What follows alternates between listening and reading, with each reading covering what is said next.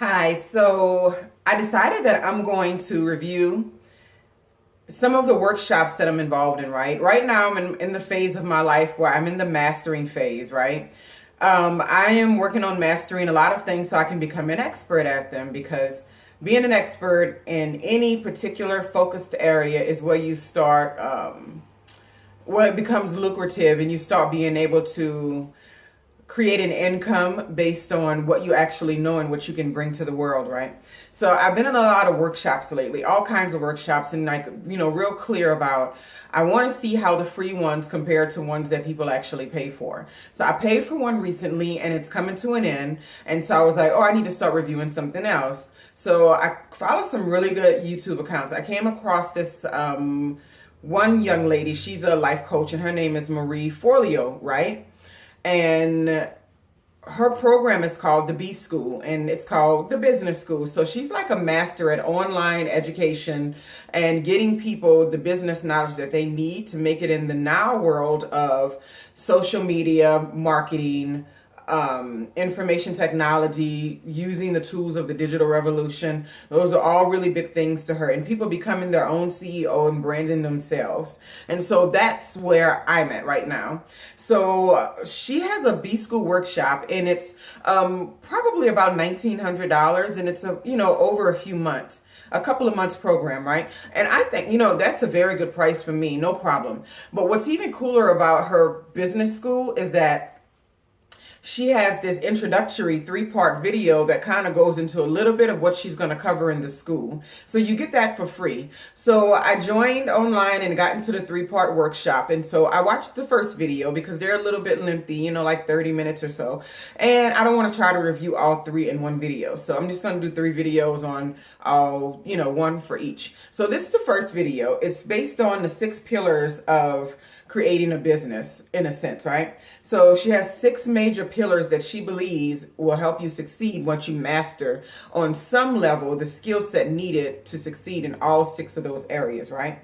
And she's really clear when she starts and she says that this is not multi-level marketing. You do not have to, we don't recruit. I'm not recruiting. Nobody's recruiting anything. It's a class and you take it and then you gain the information you get from it. It's like going to college. You pay your tuition and then you get the skill set that you need from it if you're doing it the right way. Because sometimes people go to college and they just want the degree, and just having a degree without a specialized skill set is kind of not going to get you to where you want to be if you know where that is already, right? She said there's 4 main reasons why people who are big-hearted and people who are creative and people who are good at a lot of things that they do want to work from online or want to maximize themselves with social media and marketing. And that's time freedom. That definitely fits me. That's location freedom. I like to travel a lot and I want to be able to work everywhere I go. I don't want to be tied down to a desk anywhere or walking in saying hi to the same people every single day of the week. That's not my thing. Income control.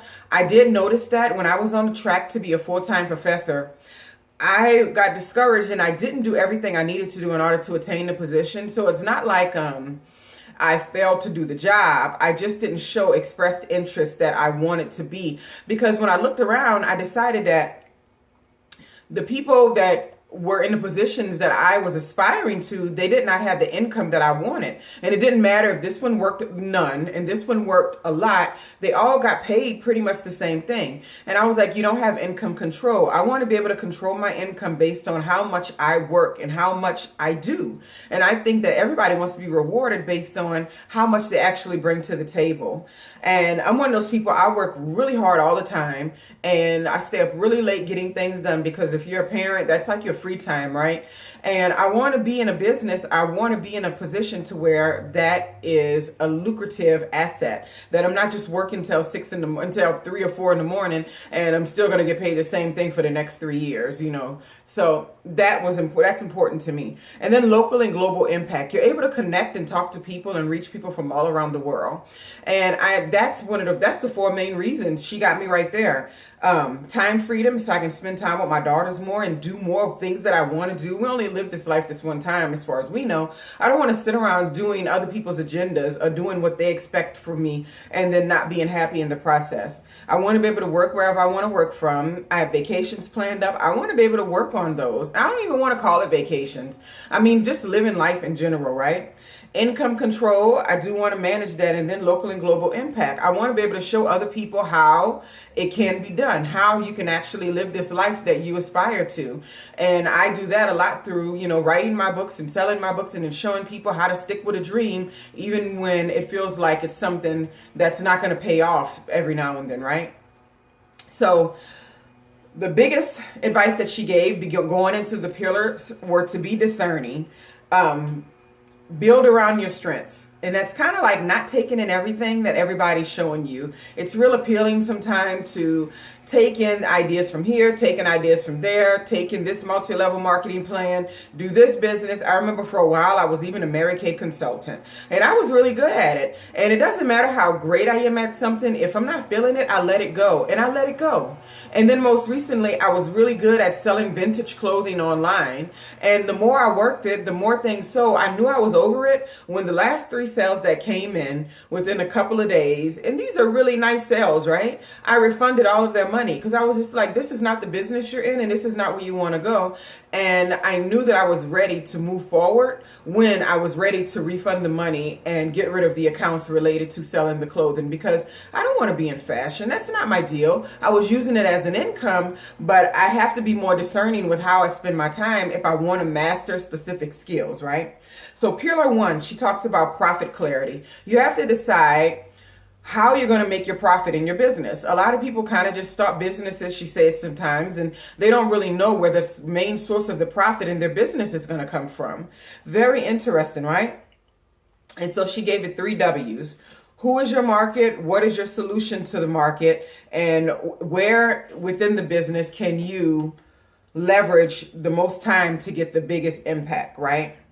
So for mine, I had, women who are interested in rescuing and promoting themselves. They've not been able to find their niche in the market or whatever business they're working in, and they need to figure out how they can become their own CEO. Though that's my audience for the most part. Women who are passionate about their freedom, their financial freedom, their time, and passionate about creating the right relationships, not just a lot of relationships, right? And then another focus, which all goes into who my audience is women that own X permission, right? And this doesn't have to be women per se, because sometimes you set out to meet a certain crowd, and then another one speaks back to you, right? So I have men that are interested in things that I talk about too, but a lot of women tend to relate to other women really well because you have the children and you understand the point of view. And for my what, I put, what do you sell? So books. And I like to do motivation and personal development, public speaking, or either talking to people about how to become a better writer, all those good things. And then YouTube ads, monetizing YouTube videos, monetizing on Facebook, being able to create ads that actually bring back income. And so those are the things that I see income coming in from. The largest area are the books that I sell and that I write. And then so where I leverage my time and impact. This is something that I picked up from Lisa Nichols. She talked about how people in business sometimes have too many people doing the same jobs, right? Everybody's responsible for everything. She says that in her business, the model is everybody does what only they can do. And I think that's a great model. It really streamlines and focus your people into one specific direction. She says, what I do is I'm the only one that can write the books that are by Lisa Nichols, and I'm the only one that can show up at events that feature Lisa Nichols. She says, other than that, everybody else, they do what they do. Some people are the only ones who can work on the website because they are an expert in that area, and this is what they do. Some are expert marketers, some are expert in social media, some are expert in communicating customer service, some are expert in distribution, making sure you get the best quality products, making sure you get the right manufacturers for your products, and your supply chain is efficient. And so she's like, everybody does what they are perfect and expert at, and that's all they are expected to do. I think that's cool. So anyway, that was pillar one. And then profit clarity, knowing when your money's coming from. Pillar two is a website that sells. And we already know this. A lot of people, the downfall sometimes is kind of like raggedy websites. You go on there, you click on things, links don't work. They're too hard to navigate. Right now, I think my website is oversimplified. And so I created a new website, and it's really more beautiful, but it may be more complicated. So I'm kind of rethinking the whole transitioning websites right now, because right now if you go, you click books and it's like buy. Easily. Speaking engagements, easily. The new one is really fancy and nice, but it may be too involved. And I'm glad I came across this before I actually made the full transition. So I'm going to hold up on that for a while. Your website needs to do three things, she says. It needs to connect with your followers. It needs to connect with your community. It needs to capture their information, names and emails. I love that I sell all of my products through PayPal, because it automatically gives me an email address, and through my website, the shopping cart that I use, the plugin that I use on there, it actually gives me the email addresses of the people. And so I just go through and I download email lists from the current buyers that are on the website. If they've ever sent me a message, I can download that list too. So while I don't have a box that pops up for browsers, that might actually be something helpful too. Put in your name and email address to receive, discounts or updates, newsletters, or motivational topics weekly, whatever I have to offer that might enhance someone's week, right? Something I have of value. So that's something I do want to add. And she says that's how you turn browsers into buyers. So the third one is convert. If you have software that captures their information, you can slowly convert them into browsers, right? Pillar three is your communication plan. How will you inspire and instruct? How will you begin to connect with your audience, right? So one of the things I picked up in another video too, outside of Marie Forleo's, was get good at something. So I'm really good at speaking and public speaking and connecting with people, making eye contact and all that good stuff. And I'm really good at reading all the time and being able to share information. So I decided that the main platform that I'm going to use right now is YouTube. And then the other one is going to be Facebook, because that's what a majority of my fans are. The fan page is based there. So I'm not doing any Instagram. I'm not doing any Twitter. I don't really, love those two platforms, but it's so great that we live in this age of social media where you can pick a platform and just run with it. And there were some people I used to follow on Instagram. It used to be like, no Facebook, no Twitter. This is where I'm at. And I think that's real great when you're able to give all of your attention to one main outlet, and then people come to find you when you're doing something that interests them, right?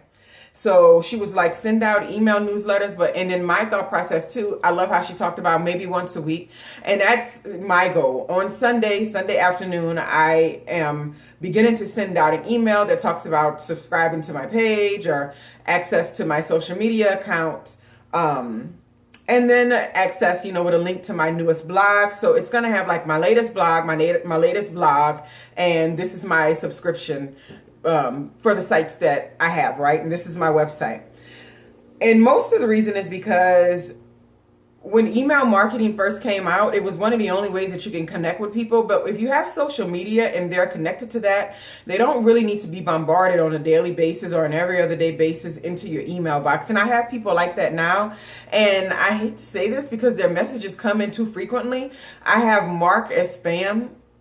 And mark is junk, and I don't want it to be junk, and I send it because it fills up my box too regularly. 3 times a day I'm getting messages from the same entities, but I have their YouTube pages and I follow them on their Facebook pages, their fan pages, and I also follow their feeds like on Twitter. So I don't really need another whammy of the 3 emails in my box, and I got to keep clearing that all the time. So in this day and age, we can actually do a little bit less of email marketing, right? So decide if you're good at blogs, vlogs, podcasts. She says decide what you're going to be good at in your communication plan. So that's pillar 3.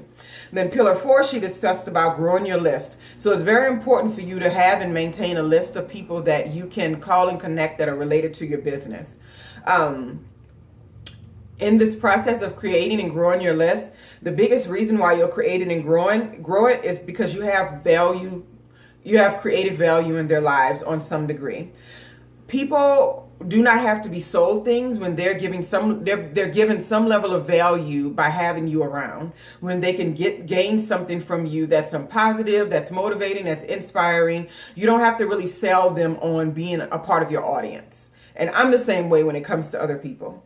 And then pillar 5, it's about your products and services that customers love. She was saying, then you get down to the part where you want to sell your products and services. You have to make sure you have something that people are interested in. So I give a lot of time and energy to writing my books, and I give a lot of time and energy to editing, and I do not enjoy editing, but I have to, because I want people to say, oh, this is a good book, and then refer it to someone else.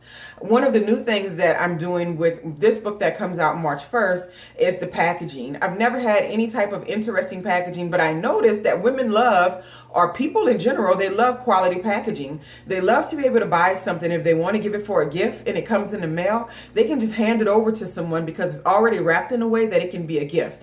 And really, it's my art and my talent and my creativity. It is a gift to people. Even though they paid for it, it's like a gift. It's a large part of me that I'm handing over. So I want to go ahead and dress it up and use special packaging, add thank you notes, and those sort of things. So it's like making my product an experience and making it something unique that people remember. So that's very important to me. Pillar number 5 is something I'm going to definitely work on. And then pillar 6 is marketing. And she says marketing is your lifeline. So with all of these things, you have to decide how you're going to market. Maybe using testimonial videos, and creating an environment to where people actually refer you from one person to the next.